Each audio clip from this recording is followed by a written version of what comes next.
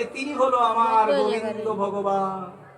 এক বাবা তার এক ছেলেকে বললেন, বাবা আজকে রাত্রে আমি একটু অমুকের বাড়িতে যাব, অমুকের গাছ থেকে কিছু জিনিস আমি আনবো, তুমি কাউকে বলবে না, তুমি নিচে থাকবে, তুমি নিচে থেকে আমাকে একটু বলবে, তুমি নিচে থেকে বলবে, কেউ যদি আসে সঙ্গে সঙ্গে গাছ থেকে আমি নেমে যাব, তুমি আমাকে বলবে।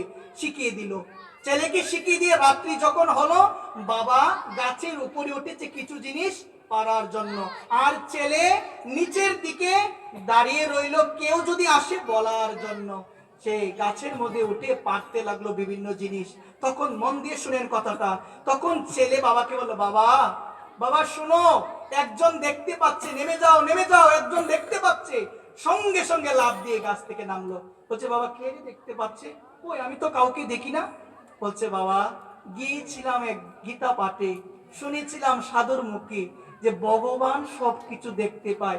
বাবা তুমি না আমাকে বলেছো কেউ যদি দেখে বলার জন্য, বাবা আমার মনে হলো তো সাধু বলেছে ভগবান সব দেখে, তুমি যে চুরি করছো কেউ দেখছে না, ভগবান তো দেখছে, এই জন্য আমি বলছি নেমে যাও নেমে যাও, ভগবান দেখছে। কি অনুভূতি, ভগবান দেখছেন, ভগবান আছেন হৃদয়ে।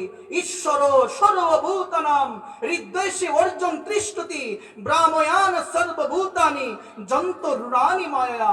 বলছেন, হে অর্জুন, আমি সকলের হৃদয়ে অবস্থান করে মায়ারূপ যন্ত্রের দ্বারা এই বিশ্ব সংসারে মানবদেরকে আমি এই জগৎ সংসারে ভ্রমণ করাই।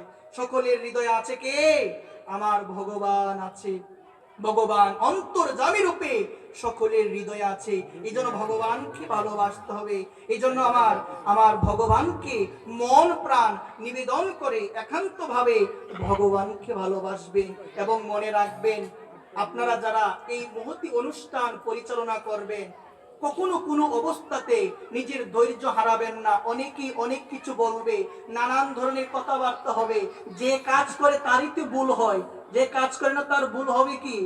অন্য লোকজন বলবে অমুকের এই কাজটা হয় না, আরে বাবা তুমি কাজ করে দেখো, তোমারও ভুল হবে। সমাজে ভুল ধরার লোকের অভাব নাই। যারা আপনারা অনুষ্ঠানকে শ্রম দিয়ে পরিচালনা করছেন, আপনাদের জন্য নিবেদন, কেউর কথায় কান না দিয়ে বাবা লোকনাথকে স্মরণ করে, ভগবান কৃষ্ণকে স্মরণ করে, মহাপ্রভুকে স্মরণ করে, শ্রী গুরুদেবকে স্মরণ করে অনুষ্ঠান করে